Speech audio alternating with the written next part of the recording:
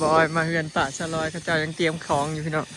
บอยก็เลยย่างมาส่องงานพอต่อซี่ก็พอต่อเลินเห็นงานเห็ดเวียกร่วมอยู่วัดเนาะมาเห็ดกุฏิวัดนั่นล่ะหลายคนอยู่มีแต่สร้างบ้านเฮา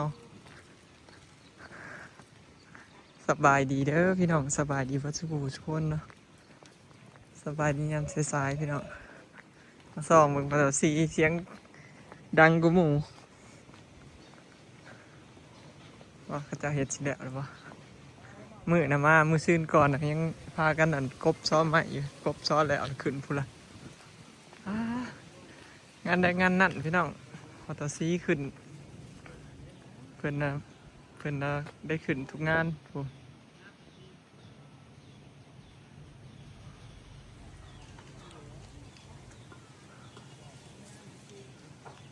เห็ดกุฏิวัด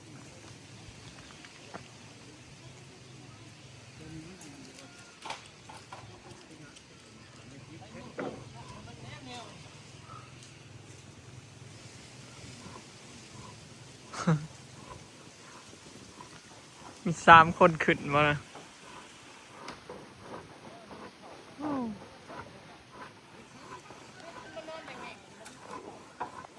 มาเบิ่งพี่น้องพูดพอทะเลินหลังบอกไงอีกเนาะพูดเด้อเซียนขึ้นสุดเด้อพี่น้องเอ้ยครับบ่ได้สั่นบ่พอเท้าโอ้สูงขนาดพี่น้องเลยสูงลมมื้อนี้ลมๆหนาวๆเด้ ลมก็ลมขึ้นอยู่เว้ยเพราะงั้นขึ้นตึก100 ชั้นเหรอคนขึ้น2 คนพี่น้องทะเลินอยู่หัวผมอันนี้แนวใดพอเท้านี่มาแน่สิโยมโน่นนี่นะอันนี้แนวใดนี่โหมดแนวใดนี่คืออันนี้อยู่กลางคืออยู่ข้าง มาแน่ทำได้ทำนั่นเอาเลยเราได้ดีเซโมนี่ที่ยับโมเขาอีกบ้านี่เฮ็ดกุฏิพี่น้องมาแน่เบิ่งกันนี่นะสีไซโมนี่กับหัวเช้านี่มันออกบ้านี่เฮ็ดแล้วให้มาล้ำบ่ได้ได้นี่มาแน่เบิ่งให้แน่นี่โมเพิ่นกันยืนนี่กันสงสัยสิเป็นแบบ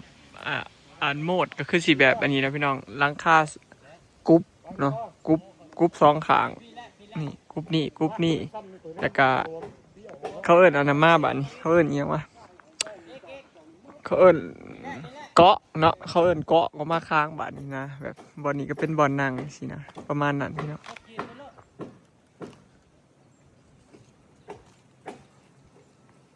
เสานี่บักใหญ่เลยพี่น้อง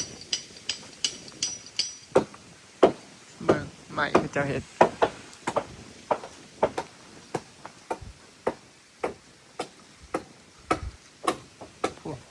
ทะเลินผักบากเสาไปถึงตอนนี้11 โมงปลายแล้ว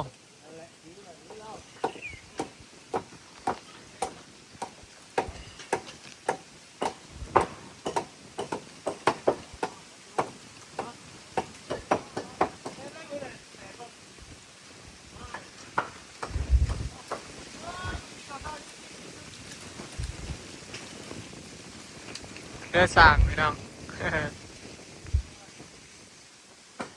สไลด์กลับบ้านเฮาก็สั่งที่แบบเป็นแหน่ก็มีแต่พะเทาเลิศนี่พี่น้อง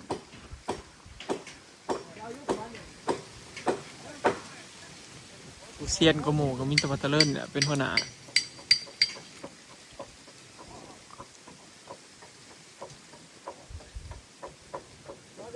สูงอะไรพี่น้องนี่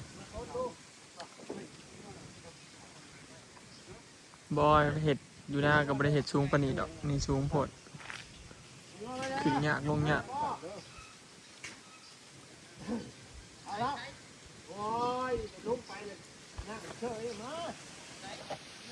สมมตินี่พอจะเลิ่นแล้วก็ขึ้นอยู่พี่น้องแต่ขึ้นย่ำจำเป็นเราขึ้นมาจากไว้แล้วเราปวดแขนปวดขาแล้วเราเถ่าแล้วบอยเห็นบอส่วนหลายบอยจังบ่ค่อยจ้างเราเหตุงานแบบที่แบบเหตุงานอย่างที่แบบเหตุเกี่ยวกับขึ้นสูงเราก็สิหาลูกนอกขึ้นนำสินะส่วนหลายเนาะอันนี้เวียกรวมเราก็จำเป็นไปขึ้นก็ต้องได้ขึ้นนะ คันงานจ้างแล้วเราก็บ่ค่อยหับดอกขึ้นสูงเราเฒ่าแล้วเป็นบอยก็เลยบ่ค่อยจ้างเนาะ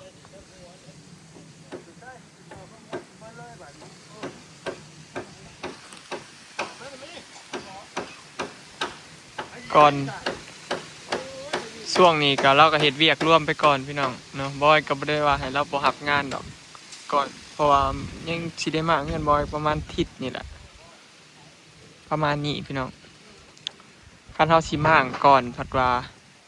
เขาสิให้พอเฒ่าเดินไปม่างก่อนผัดย่านฝนตกมานะพี่น้องแบบสร้างมันที่เขามาเฮ็ดหลังคาให้ก็ยังบ่ทันแล้วงานนะ อยากให้มันเหมาะเจาะกันก็เลยไว้บ่เผามากเนาะพูดละบ่เกินทิศพี่น้องจังสิมากเนาะช่วงนี้ก็เลยพากันมาเฮ็ดเวียกรวม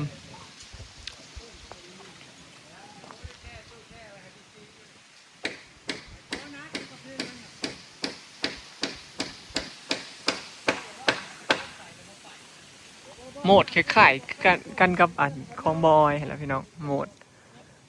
ดแบบบ้านที่บอยจะเฮ็ดอยู่บ้านสวนนะคะแบบคล้ายๆนี่แหละคล้ายๆกุฏิเนาะแต่ว่าบอยนะสิสิเล่าให้ฟังใช่พี่น้องแบบแผนบอยความคิดบอยเฉดนะเนาะเฉดคล้ายๆกุฏินี่แหละแต่ว่าคนละฝั่งกันเนาะกุฏินี่ห้องนอนเนี่ยอยู่บอนนี่เนาะฝั่งนี้แต่เฮือนบอยที่เฉดห้องนอนฝั่งนี้แล้วก็เฮ็ดกรุ๊ปแบบนี้คือกันขึ้นมาแล้วก็เฮ็ดแบบทรงคือกันเลยหลังคานี่กรุ๊ปแบบนี้เลยแล้วก็เปิดออกมาอันนี้เป็นบ่อนั่งเล่นแต่ว่าบ่อน่ะสิเป็นบ่อนอนฝั่งนี้บ่อนั่งเล่นอยู่ฝั่งนี้เนาะความสูงก็สิประมาณ2เมตรกว่าเนาะบ่อันนี้มัน3เมตรปลายนี่สูงโพดพอจะเฮ็ดต่ำก็ประมาณ2เมตร50บ่เกินนี้เนาะเศษแบบนี้แหละความกว้างของห้องนอนก็สิกว้างประมาณ4เมตรนี่แหละบอยเศษประมาณ4เมตร3เมตร4เมตรนี่แหละประมาณบ่เกิน4เมตรดอกประมาณ3เมตรของหนึ่ง3เมตรคูณ4หรือคูณ5นี่แหละประมาณนี้ความใหญ่กันนี่แหละ3เสา12ต้นนี่พี่น้อง3เพื่อนเก่าหั่นล่ะเนาะเดี๋ยวถ้าเบิ่งพี่น้องบัดเทศมันสิออกมาเป็นแบบใด เพราะว่าเพื่อนมันสิหันหน้ามาทางนี้เลยเพราะว่าเศษห้องนอนนี่เรียงไป2ห้องเนาะห้องนอนเศษ2ห้องพี่น้องห้องนอน2ห้องเนาะห้องนอนเฮาห้องนึงห้องนอนอีเมลห้องนึงเผื่ออีเมลเราออกมาเล่นหน้าเราออกมานอนหน้าแล้วก็นอนอย่างนี้นะเห็น2ห้องเผื่อไว้เนาะห้องนึงก็ไว้เห็นห้องนึงกับซาลอยบอยกับอลิสนอนนำกันห้องนึงก็ไว้ให้อีเมลอย่างนี้นะไว้เศษ2ห้อง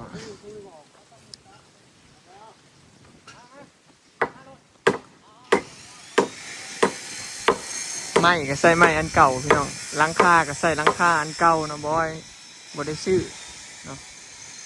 มีFCเพิ่นว่าบ่ย่านปวกกินอีกบ่เฮ็ดอีกรอบ2 บ่ย่านพี่น้องอันย่านนะก็มีย่านอยู่เล็กน้อยเนาะแต่ว่าบอยบ่ได้คิดย่านหลายเพราะว่า1ก็คือพวกที่มันกินเฮือนเฮาน่ะคือเฮาบ่ได้มีการแก้ไขตั้งแต่แรกตอนที่เฮาเฮ็ดเฮือนนะพี่น้องคือปกตินะเฮาก่อนที่เฮาสิเฮ็ดเฮือนก่อนที่เฮาสิใส่เสาเนาะคือคนบ้านเฮานะเขาบ่ได้มีความรู้หยังเลยพี่น้องเฮ็ดเฮือนก็คือเฮ็ดเฮือนนะบ่ได้มียาป้องกันปลวกนั่นนี่ใช้วิธีนั้นวิธีนี้บ่มีเลยเนาะบ่ได้ใช้ยังมีแต่เฮ็ดแบบนี้เลยเห็นบ่ได้ทาหยังเลยนั่นแหละปลวกจังกินเนาะมันมีพอบอยไปศึกษามาแล้วมันมีหลายวิธีเด้อพี่น้องที่เขาเจ้ากันปลวก1ก็คือแบบเทกันปลวกเนาะ2ก็คือแบบที่2ก็คือแบบทากันปลวกเนาะ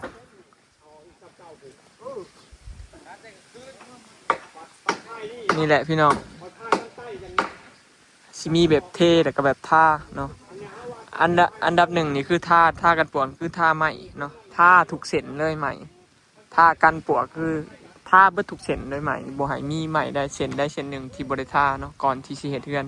ทาทุกเส้นเนาะอันดับ2คือ มันสิมียาเทกันปลวกก่อนที่เฮาสิลงเสาปูนเนี่ยพี่น้องพอปลวกมันสิไต่ขึ้นตามเสาปูนเฮานี่เนาะเฮาก็มียาเทกันปลวกก่อนที่เฮาสิเอาเสาลงหลุมเฮาก็เฮาเทน้ำยากันปลวกใส่ทุกเสาเลยอ้อมเฮือนเลยเททุกเสาอ้อมเฮือนไว้นั่นนี่เลยแบบเฮ็ดเป็นเขตเลยนะพี่น้องเฮาเอาเสาลงปุ๊บแล้วเนาะเทปูนลงไปให้มันตั้งเรียบร้อยแล้วก็เทยากันปลวกใส่บนหัวเสานี่อีกใส่ทุกเสาอีกแล้วก็ลาดอ้อมเฮือนอีกแบบนี้เนาะแบบนี้เขาจะเอาวิธีกันปลวกเนาะแต่ก็มีอันดับ3อีกก็คือเทพื้น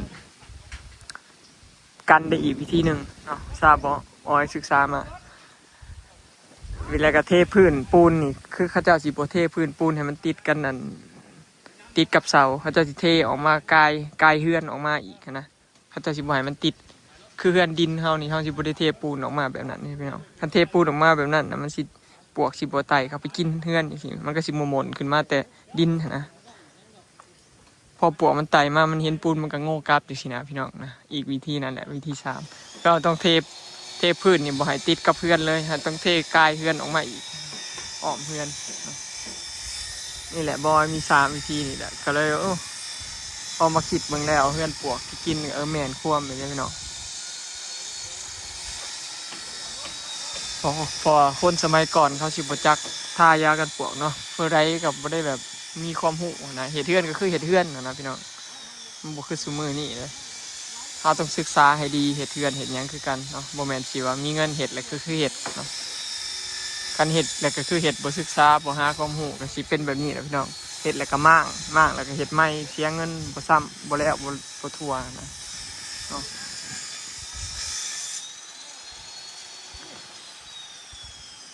ผู้ใดมีวิธีการปลูกก็เวิร์กก็แนะนำกันได้พี่น้องอันนี้บอยศึกษามาซื่อๆเนาะแต่บ่ฮู้ว่ามีอีกวิธีบ่เนาะบอยหูแต่ซ้ำนี่พี่น้องศึกษามาก็เลยบยันปวกเลย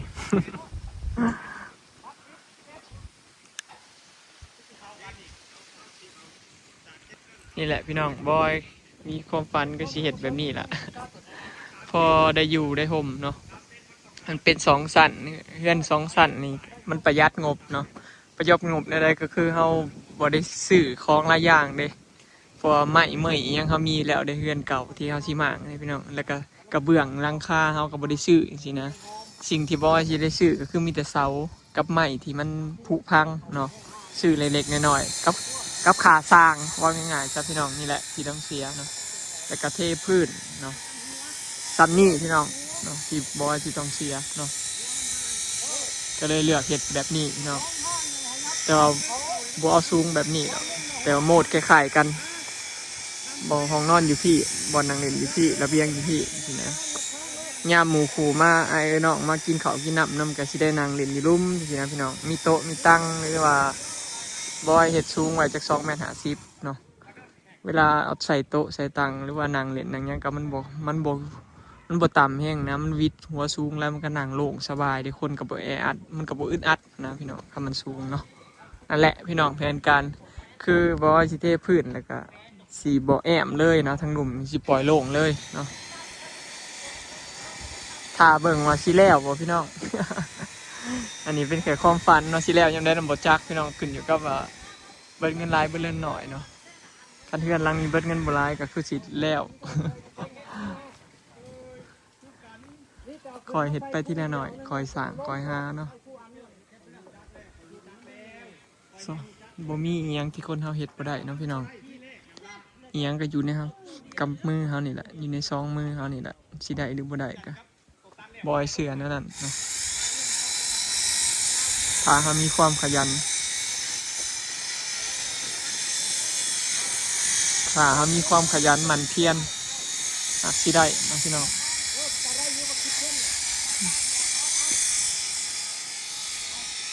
พามาเบิ่งพอน้องเมยพี่น้องกับพอเทเลนเนาะมาเห็นงานอยู่พี่น้องยังเพิ่นมาเฮือนบ่ออยเนาะคลิปนี้ก็สิขอเก็บภาพบรรยากาศไว้สำนี้เด้อเนาะไปแล้วสบายดีฝากเบิ่งคลิปให้เด้อพี่น้องเนาะอีกประมาณทิศพุ่นแหละจังสิได้มาเฮือนเนาะ